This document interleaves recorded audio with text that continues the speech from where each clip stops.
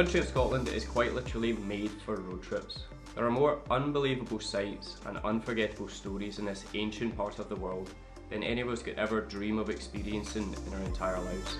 In today's video guys, I'm going to be taking you along Scotland's best road trips and showing you some of the most beautiful scenery that you can find along the Highlands of Scotland. It is obviously an impossible task to show you all of the beautiful sights that Scotland has to behold in such a short and sweet video, so instead I'm just going to show you some of Gemma and I's favourite sights around Scotland and hopefully give you the inspiration you need to get out and explore Scotland when we can all do so safely again. Now before you set off on your Scotland road trip, there's a certain number of things that you're going to need to get organised to ensure a smooth journey along the way. The first of these is of course organising transport. The best way to get around each of these amazing Scotland road trips is definitely by motorised transport, and that can either be by car, camper van or even motorbike if you have one. Personally, Gemma and I have never actually toured by motorbike, but I know quite a few people that have and it sounds incredible. Instead, we have a lot of experience by touring Scotland on four wheels, and if you don't have your own car or camper van, there's loads of rental companies across the country that you can either pick up from the capitals, such as Glasgow, Edinburgh, or even Aberdeen up the north, and then drop it off at any of these capitals again. The next thing you're going to need to consider for your Scotland road trip is of course accommodation. Now an obvious choice is either hotel, Airbnb, guest house, which is a really good, comfortable and safe way to travel around Scotland. And also means that you might be able to save some money on more of the food side of things because you'll have your own self-catering facilities. That means you can cut down on eating out, which is a lot of the time the most expensive part of any trip. The other option, which is Gemma and I's favourite and is more adventurous side of the travelling, is of course camping. Now if you're wanting to camp on campsites, just like hotels and Airbnbs, you're going to find hundreds of different campsites all across all of the road trips discussed in this video. And campsites are a very comfortable way of staying in a tent or in a camper van because it means you can shower, you've got access to local amenities, and you can charge up your electronic devices, which is very, very handy if you're like us and you're trying to video as much as you can. It also means if you've got a camper van, you can empty any of your waste tanks responsibly, which is obviously the best thing to do around these remote parts of the country. The other option in Scotland is something called wild camping. Now thanks to the Outdoor Access Code, wild camping is actually completely legal across a large portion of the country, apart from some small areas of the Trossachs National Park where you need to obtain a permit in order to wild camp. More details about the technicalities, the legalities and the guidelines for wild camping will be linked down below, so if you're interested in wild camping around Scotland, click the description down below and go and read our full guide to wild camping. We are a guest in this part of the country and we need to respect everyone and everything in this area to ensure that the same people can enjoy these liberties that we have enjoyed today, tomorrow. The next thing that you need to prepare for your road trip is to pack the correct clothing. If there's one thing that Scotland is famous for, it is the unpredictability of the weather. When you're packing for your trip to Scotland, it is best to be prepared for all types of weather, just in case you get caught out like we have many a time. Now with all that stuff out of the way, let's get started on our first epic Scotland road trip. The first one I'm going to chat to you guys about is one of Scotland's easiest to reach road trips and is definitely one of our favourites. Starting at the Scotland's largest loch, Loch Lomond, this winding road trip takes you through Scotland's most breathtaking scenery, all the way to the northern town of Fort William. This road trip begins at the southern end of the loch, with nearby sites such as Connick Hill, which delivers stunning views of the islands of the loch, as well as the shopping centre of Loch Lomond Shores. Driving up the western coast of Loch Lomond, the sights and stops include the small port town of Luss and the Inveruglas Pyramid. At the northern end of the loch, you will find the popular swimming hole of the Falls of Falach, which were a little too cold when we visited, but are a pleasant place to cool off in the summer.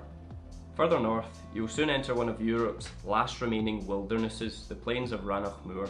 Driving through this land of ancient giants, the scenery is more jaw-dropping with every passing minute. The final stop of this epic road trip is not in the centre of Fort William itself, but on the outskirts of the small nearby town of Corpach. Abandoned on the shores of Loch Lynn, at the end of the Great Caledonian Canal, you will find a beautiful sight of the Corpach shipwreck, sheltered by the silhouette of Ben Nevis. Watching the clouds pass over Scotland's tallest mountain as you admire the stillness of the loch is the perfect way to end this epic road trip. Moving to the northern coast of Scotland, one of the most popular parts of the entire UK is the 500-mile journey of the North Coast 500. This road trip combines all that Scotland has to offer, from stunning beaches to ancient castles, beautiful coastal views and incredible wildlife. The North Coast 500 begins at the capital of Inverness and loops around the northern tip of Scotland. If you head around the route anti-clockwise, the coastal views go from beautiful to simply unbelievable, with the scenery becoming more dramatic as you head further west. There are simply an incredible number of sites along the North Coast 500, but I will highlight a quick few in this short video. If you want to read more about the other sites on the North Coast 500, we've got a full guide to the best sites on the North Coast 500 on our website, and I'll link that down below as well. So if you're planning this road trip for yourself, definitely head over and check that out.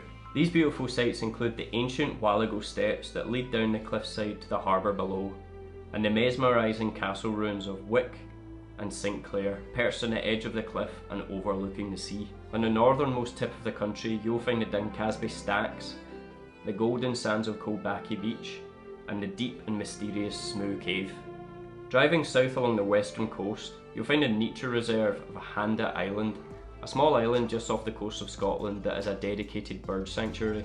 The final site on this epic 500-mile route is one of the UK's most breathtaking roads, the Bealach na Ba, also known as the Pass of the Cattle. This winding scenic road takes you high above the surrounding landscapes and is the steepest incline of all the roads in the UK. On an especially clear day, it is possible to see all the way across to the misty isles of the Isle of Skye. Travelling across the water to the land of the giants, the Isle of Skye is an entire road trip in itself.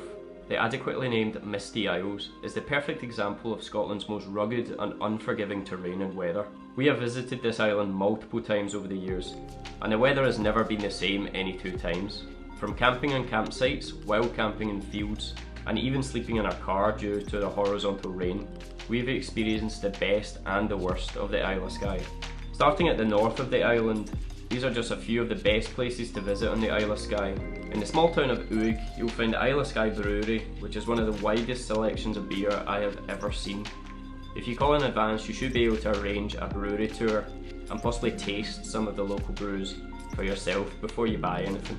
Just outside the town of Uig is the fabled Fairy Glen, one of the Isle of Skye's most mystical attractions. This bizarre landscape tells the tales of supernatural due to its peculiar shape and layout. Walk through the glen and climb to the top of the rock known as Castle Ewan before you head on to your next site. The most popular stop on the Isle of Skye is definitely the hike up to see the Old Man of Storr.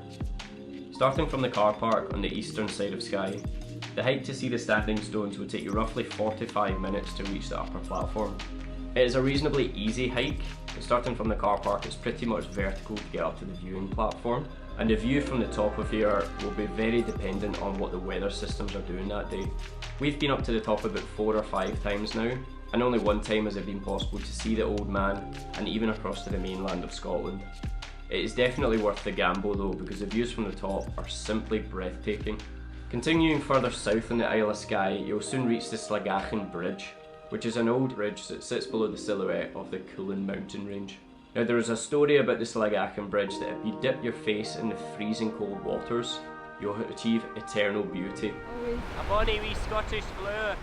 Other sites in the Isle of Skye that you cannot miss out on are the Coorang mountain range, which is a result of a massive ancient landslide that happened here in Skye millions of years ago. You also have the fairy pools and the Neast Point, which sits on the most western point of Skye. We didn't have time to visit all 3 of these in one go, so we're definitely aiming to head over to the western side of Skye the next time we make this road trip. The final road trip I'm going to chat to you guys about today is something called the Heart 200, which is a really up and coming and new attraction in the heart of Scotland. As opposed to the rugged and raw natural scenery of the North Coast 500, the Heart 200 tells more about the history and culture of Scotland, with lots of castles and lots of stories to hear. We toured this route at the end of 2019 in a camper van, and I would highly recommend that you do the same, as it's such an easy way to get around the heartlands of Scotland. Highlights along this route include jumping off a bridge with Highland Fling Bungee. You can also do a swing if you can't quite bring yourself to jump off the bridge yourself. But the bungee jump was possibly one of the best experiences of my life, and I highly recommend it.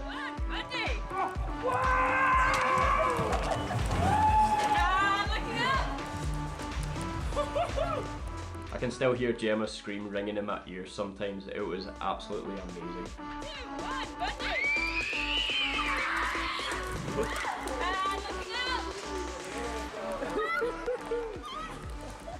The Falls of Dochart were another highlight for us, which is located in the small town of Killen. Now, we stopped off here one night and we enjoyed a drink in the pub and enjoyed the beautiful views of the river the next day. And here's the troubles of coming down first thing in the morning when it's slippery wet. I thought you were a goner. I went away down that hole. That is a lot deeper than it looks. Jesus. It was like, I don't know, something like a Charlie in the Chocolate Factory. You just got sucked away. I actually thought I was gonna lose. I just kept going. I didn't stop. If both your legs went down there, you'd have been gone. I know, man. The only thing that saved you was your other. Alright, well thankfully it's quite a warm day today. It's probably about 5 or 6 degrees, it's not freezing cold. Although if it was colder then that would have been nice and this wouldn't have happened. Right, well I'm going to need to go and sit in the van all day because my shoe is now soaking wet and I don't have any change of shoes. Oh man! The last stop that you need to check out on your Hard 200 road trip is a place known as the Devil's Pulpit. Now this also features in the famous TV show Outlander and is known as the Liar's Spring. The Devil's Pulpit is basically a deep gorge that sits hidden just north of Glasgow by a forest. There is an access staircase to the gorge that sits quite deep into the forest that is easily accessible. However, the staircase itself can be very slippery and quite treacherous in the wrong conditions. If you are going to visit the Devil's Pulpit, you need to pack the right footwear and also the right clothing because it needs to be able to get dirty without you being too bothered. There has been lots of cases of people actually needing to be rescued by the mountain rescue team from the bottom of the gorge because they simply cannot get back up the stairs. So if the weather is that bad, do not try to go down into the Devil's Pulpit. Once you actually descend down the staircase into the Devil's Pulpit, your world is completely transformed. You can no longer hear the outside world of the wind blowing through the trees or the cars rushing past on the main road. And you can only hear the trickle of the nearby stream which runs blood red around the bottom of the gorge. If you bring the right shoes, you can actually wade through to the main part of the Devil's Pulpit, which is a little waterfall that runs past the actual standing stone of the pulpit itself. This is like a mushroom shaped rock, which rumour has it is where the devil used to actually stand when he wanted to address his followers. Now, as I said, these are just some of the many incredible sites all across Scotland, and I simply cannot even visit them all, never mind talk to you guys about them as much as I would love to. There's other sites that we did visit, such as the castles across the Highlands of Scotland. Island Donnan comes to mind, and also I love Castle Sinclair, which sits on the North Coast 500. Those are my two favourites, I probably would say. It is an incredibly huge country, and I personally have just started to scratch the surface of the beautiful sights that Scotland has to offer. However, I hope this short video has given you guys some inspiration about wanting to get out there when you can and explore the incredible sights that this country has to behold.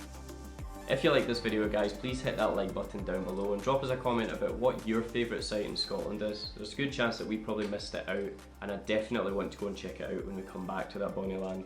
If you really liked this video and you found it super informative, why not join the Highlands to Hammocks gang and hit that subscribe button down below. Make sure you turn on the bell as well so you're notified the next time we post a video. We have a lot of Scotland content and a lot more world travel content coming your way guys. And I've honestly had so much fun trailing through the hard drives and looking up all these old memories just to show you guys. And I can't wait to see you again in the next one.